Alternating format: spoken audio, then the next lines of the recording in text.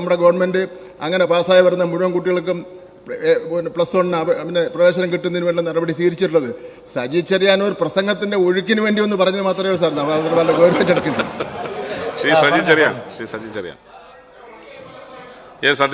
എന്റെ പ്രസംഗത്തിന്റെ full test നിങ്ങൾ കേൾക്കണം. ഞാൻ അതിൽ പറഞ്ഞിട്ടുള്ളത് 10ാം ക്ലാസ് പാസ്സായ ചില കുട്ടികൾ എഴുത്തും വായന അറിയില്ല. അതിലൊരു കുട്ടി എൻ്റെ വീട്ടിൽ വന്ന് ഒരു അപേക്ഷ എനിക്ക് തന്നു. വിഷ്ണുരാജ് എന്ന് പറഞ്ഞൊരു കുട്ടി, ആളുടെ പേര് ഞാൻ പറയുകയാണ്. ആ അപേക്ഷയിൽ വായിച്ചപ്പോൾ അക്ഷരത്തെറ്റ് വ്യാപകമായി വന്നു. അപ്പം ഞാൻ ചോദിച്ചു ഇത് എന്താ ഇങ്ങനെയെന്ന് പറഞ്ഞു. അപ്പോൾ ഒരു പ്രയാസം മനസ്സിൽ തോന്നിയതുകൊണ്ട് ഞാൻ എൻ്റെ പ്രസംഗം പല കാര്യങ്ങൾ പറഞ്ഞ കൂട്ടത്തിൽ എൻ്റെ പ്രസംഗത്തിൽ ഞാൻ പറഞ്ഞു എഴുത്തും വായന അറിയാത്ത കുട്ടികളുണ്ട് എന്ന ചില കുട്ടികളുണ്ട്. ഈ പരാമർശമാണ് നടത്തിയത്. അത് മൊത്തത്തിൽ കേരളത്തിൽ അങ്ങ് പ്രശ്നമാക്കേണ്ട കാര്യമൊന്നുമില്ല. ഇത് ഓൾ പാസ് കൊടുത്തത് ഞാൻ ഈ വകുപ്പിനെ പറ്റിയല്ല പറഞ്ഞു. UDF-ന്റെ കാലത്ത് ഇവിടെ ഓൾ പാസ് കൊടുത്തിട്ടുണ്ട്, LDF-ന്റെ കാലത്ത് ഓൾ പാസ് കൊടുത്തിട്ടുണ്ട്. ഓൾ പാസ് 99% 1% വ്യത്യാസം. അപ്പൊ അതുകൊണ്ട് അതിനെ ഇങ്ങനെ പർവ്വതീകരിക്കേണ്ട കാര്യമില്ല. ഞാനൊരു കാര്യം പറഞ്ഞു, ചർച്ച നടക്കട്ടെ, ജനാധിപത്യ രാജ്യമല്ലേ, പൊതുസമൂഹത്തിൽ ചർച്ച നടക്കട്ടെ.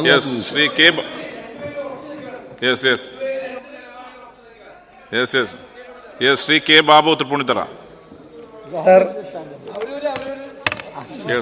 നിലവാരം ഉയർത്താനും മൂല്യനിർണ്ണയത്തിൽ മാറ്റം വരുത്താനും ഗവൺമെന്റ് ആലോചിക്കുന്നുണ്ടോ? ഉണ്ടെങ്കിൽ അത് വ്യക്തമാക്കാൻ അഭ്യർത്ഥിക്കുന്നു. സാർ, 1 മുതൽ 10 വരെയുള്ള ക്ലാസ്സുകളിലെ കുട്ടികളുടെ അവരുടെ നിലവാരം, അക്കാഡമിക് നിലവാരം ഉയർത്തുന്നതിന് വേണ്ടിയുള്ള നടപടികൾ ഈ വർഷം ആരംഭിച്ച് കഴിഞ്ഞു. അതിൻ്റെ ഭാഗമായിട്ടാണ് സാർ കേരളത്തിലെ നമ്മുടെ മുഴുവൻ അധ്യാപകർക്കും അവർക്ക് ശില്പശാല സംഘടിപ്പിക്കുന്നതിന് വേണ്ടി തയ്യാറായി. മുഴുവൻ അധ്യാപകർക്കും ശില്പശാല സംഘടിപ്പിക്കുന്നത് ഇത് ആദ്യമായിട്ടാണെന്നുള്ള കാര്യം ഈ സഭയെ അറിയിക്കുവാൻ വേണ്ടി ഞാൻ ആഗ്രഹിക്കുകയാണ് സർ. എന്ന് മാത്രമല്ല, ഒരു വർഷക്കാലത്തെ അക്കാഡമിക് കലണ്ടർ സംസ്ഥാനാടിസ്ഥാനത്തിൽ തന്നെ പൊതുവിദ്യാഭ്യാസ വകുപ്പ് തയ്യാറാക്കി കഴിഞ്ഞു. ആ അക്കാഡമിക് കലണ്ടറിനെ ചുവടുപിടിച്ചുകൊണ്ട് ഓരോ സ്കൂളുകളിലും അക്കാഡമിക് കലണ്ടർ തയ്യാറാക്കുന്നതിന് വേണ്ടിയുള്ള നിർദ്ദേശം കൊടുത്തിട്ടുണ്ട്. എന്ന് മാത്രമല്ല, ഓരോ വിദ്യാർത്ഥിയും പ്രത്യേകം ശ്രദ്ധിക്കുക എന്നുള്ള മുദ്രാവാക്യമാണ്, എന്നുള്ള സമീപനമാണ് ഇപ്പോൾ നമ്മൾ സ്വീകരിച്ചിരിക്കുന്നത്. എന്തായാലും ഈ ഒരു വർഷക്കാലം കൊണ്ട് കുട്ടികളുടെ നിലവാരത്തിൽ വലിയ മാറ്റം ഉണ്ടാകുമെന്നുള്ള കാര്യത്തിൽ അങ്ങേക്ക് ഒരു സംശയം വേണ്ട. Shri Roji M John. Sir, ഇവിടെ ബഹുമാനപ്പെട്ട മന്ത്രി സൂചിപ്പിച്ചത് മുഴുവൻ A+ കിട്ടിയ 222 വിദ്യാർത്ഥികൾ അവശേഷിക്കുന്നു എന്നുള്ളതാണ് ഇവിടെ പറഞ്ഞിരിക്കുന്നത്. സർ, നമുക്ക് മുഴുവൻ A+ കിട്ടിയ വിദ്യാർത്ഥികൾ മാത്രമല്ല, അല്ലാത്ത വിദ്യാർത്ഥികളുമുണ്ട്. 1-2 വിഷയത്തിന് A+ നഷ്ടപ്പെട്ടിട്ടുള്ള വിദ്യാർത്ഥികളുണ്ട്. തുടർ പഠനത്തിന് യോഗ്യത നേടിയിട്ടുള്ള നിരവധി വിദ്യാർത്ഥികളുണ്ട്.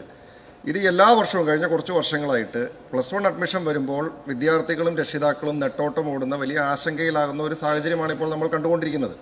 അപ്പോൾ ഇത് വരും വർഷങ്ങളിലേക്ക് നമ്മുടെ കഴിഞ്ഞ 3-4 വർഷത്തെ ഈ അനുഭവം മുന്നിൽ കണ്ടുകൊണ്ട് വരും വർഷങ്ങളിൽ ഇങ്ങനെ ഒരു സാഹചര്യം ഉണ്ടാവാതെ തുടർ പഠനത്തിന് യോഗ്യത നേടിയിട്ടുള്ള വിദ്യാർത്ഥികൾക്ക് അവർക്ക് താലൂക്ക് അടിസ്ഥാനത്തിൽ തന്നെ, നമ്മൾ ജില്ല ഒരു യൂണിറ്റ് ആയിട്ട് എടുത്തതുകൊണ്ട് പ്രയോജനമില്ല സർ.